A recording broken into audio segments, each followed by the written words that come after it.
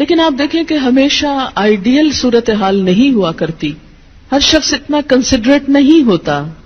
لیکن اللہ تعالیٰ نے عورت کو جہاں شوہر کو باہر کی مشقت دی نا، کتنی مشقت ہوتی ہے گرمی میں، دھوپ میں. مثلاً ہر شخص کا ایئر کنڈیشنڈ آفس تو نہیں ہے کہ وہ وہاں بیٹھ کے کام کر رہا ہے. بہت سے مرد سڑکوں پہ سڑکیں بنا رہے ہیں دھوپ میں کھڑے ہو کر، کچھ کھیتوں میں کام کر رہے ہیں، کٹائیاں کر رہے ہیں فصلوں کی، کوئی اور مکان بنا رہے ہیں، دھوپ میں کام کر رہے ہیں. تو مرد اگر سارے دن کی باہر مشقت کرتا ہے تو وہ بھی ایک پینفل کام ہے، اور اس نے محنت کی اور بیوی کے لیے سارا آرام فراہم کیا، کھانا پینا باقی ضروریات.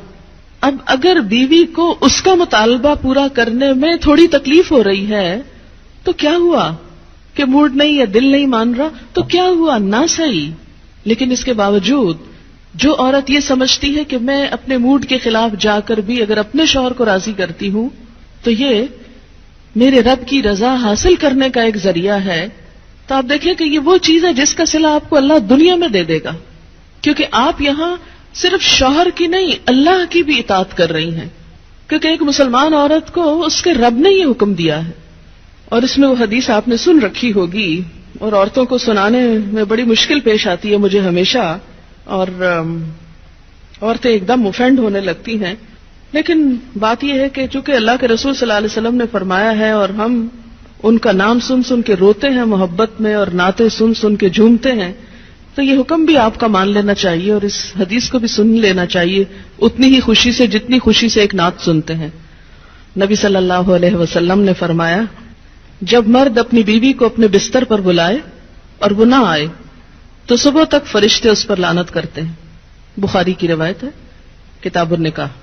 ٹھیک ہے اس میں کہ اگر بیوی بیمار ہے یا اسے کوئی ایسی تکلیف ہے یا کوئی جینون ریزن ہے تو اس میں اللہ تعالیٰ اتنے بے رحم نہیں ہے کہ وہ دیکھ رہے ہیں کہ ایک عورت بخار میں پڑی ہے اور اس کا شوہر اس سے مطالبہ کر رہا ہے اور عورت نے نہیں مانا تو اس پہ لعنت بھجوانی شروع کر دی جائے. نہیں، یہاں ایک نارمل حالات کی بات ہے. ایک عام حالات میں ایک عورت اگر اطاعت نہیں کرتی یا بات نہیں مانتی، اور اسی لیے ایک اور حدیث ہے حضرت ابو ہریرہ کہتے ہیں کہ آپ صلی اللہ علیہ وسلم نے فرمایا اگر عورت کا خاوند اس کے پاس موجود ہو تو وہ اس کی اجازت کے بغیر نفلی روزہ نہ رکھے. تو گویا شوہر کی اطاعت نمبر 1 عام روزمرہ زندگی کے کاموں میں کوآپریشن، اطاعت بمانا کوآپریشن ہے. طوعاً کا مطلب ہوتا ہے خوشی سے کام کرنا. نمبر 2 اس کی خاص ضرورت یا تقاضے کو پورا کرنے میں اطاعت. ہاں کہاں اطاعت نہیں؟ جب وہ کوئی حرام کام کرنے کو کہے، جب وہ کوئی ناجائز کام کرنے کو کہے، جب وہ اللہ اور اس کے رسول صلی اللہ علیہ وسلم کی مرضی کے خلاف کام کرنے کو کہے. لا طاعت لمخلوق فی معصیت الخالق. مخلوق کی اطاعت جائز نہیں خالق کی نافرمانی میں. اگر اللہ تعالیٰ کسی کام پہ ناراض ہے وہ اطاعت جائز ہے. بہت سی خواتین کو دیکھا ہے جہاں اللہ کی نافرمانی ہو رہی ہے وہاں تو شوہر کی بات بھاگ بھاگ کے مانی جا رہی ہے، اس لیے کہ وہ اپنے نفس کے مطابق ہے نا. آپ سب جانتے ہیں کہاں کہاں. لیکن جہاں شوہر کی اطاعت اللہ کی رضا کے مطابق ہے لیکن ہماری رضا کے خلاف ہے تو پھر ہم وہاں نہیں بات مانتے. تو بسا اوقات ہم بظاہر اللہ کی رضا کا لیبل تو لگاتے ہیں، ہوتی اندر سے اپنے نفس کی اطاعت ہے. اور بعض اوقات شوہر کی اطاعت کا لیبل لگاتے ہیں لیکن وہاں بھی اصل میں نفس کی اطاعت ہوتی ہے کہ ہمارا اپنا دل وہی چاہ رہا ہوتا ہے جو شوہر چاہتا ہے اس وقت. بعض اوقات کئی غلط کام شوہر چاہتے ہیں نا کہ بیوی کرے، ہم خود بھی وہ چاہ رہے ہوتے ہیں ساتھ، اس لیے آڑ لے لیتے ہیں جی شوہر نہیں مانتے. مثلا سر ڈھکنا شوہر کو پسند نہیں، کیا کریں، اب شوہر کی اطاعت بھی تو اللہ ہی نے کہا. یہاں شوہر کی ہم 100% اطاعت کو تیار ہو جاتے ہیں کیونکہ اندر سے اپنا دل جو ساتھ ہے. لیکن جب رات کو شوہر بلائے تو وہاں اپنا دل نہیں، لہذا چاہے اللہ تعالیٰ کتنا ہی فرمائے سب اطاعت بھول جاتے ہیں.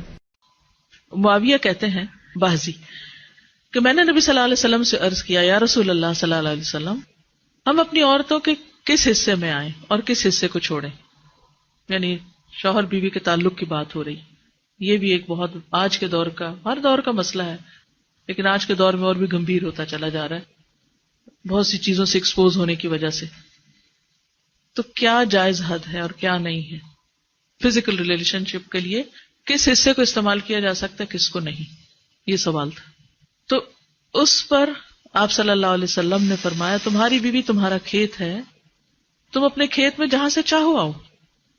جہاں سے چاہو آؤ کا مطلب کیا ہے کہ جہاں سے کلٹیویشن ہو سکتی، یعنی کہ کھیت کے تعلق سے کیا بتایا، نساؤکم حرث لکم فأتوا حرثکم انا شئتم. انا شئتم کا مطلب انا جو ہے ظرف زمان و مکان دونوں کے لیے آتا ہے، کہ جانے کا کوئی خاص وقت مقرر نہیں کہ یہ دن ہے یا رات ہے، ایسی کوئی پابندی شریعت نے نہیں رکھی. اور اسی طرح جب کھیت کہہ کے بیوی کو بتایا گیا تو اس میں اس کی یعنی کہ اس کی قدر و قیمت اور اس کی حفاظت اور اس کی سرسبزی اور خوشحالی اور وہ ساری چیزیں اپنی جگہ ہیں. پلس یہ بہت ہی حکمت کی بات ہے کہ کھیت میں کچھ اگ جب ہی سکتا ہے جب اس میں بیج ڈالا جائے. تو اب شوہر بیوی کے ساتھ کیسا تعلق قائم کرے کہ اولاد پیدا ہو سکے؟ وہ اورل سیکس سے تو نہیں ہو سکتا، وہ اینل سیکس سے بھی نہیں ہو سکتا. obviously understood ہے کہ انا کا مطلب یہاں کیا ہے، ٹھیک ہے نا. یعنی یہ وہ باتیں کہ جن کو بہت لفظوں کو کھول کھول کے نہیں بولا جا سکتا، لیکن اٹس انڈرسٹوڈ. تو آپ نے کہا جہاں سے چاہو، یعنی کوئی رکاوٹ نہیں، ممانعت نہیں. اس کا یہ مطلب نہیں کہ ناجائز حدود پھلانگ کے کہو کہ اس کی بھی ممانعت نہیں.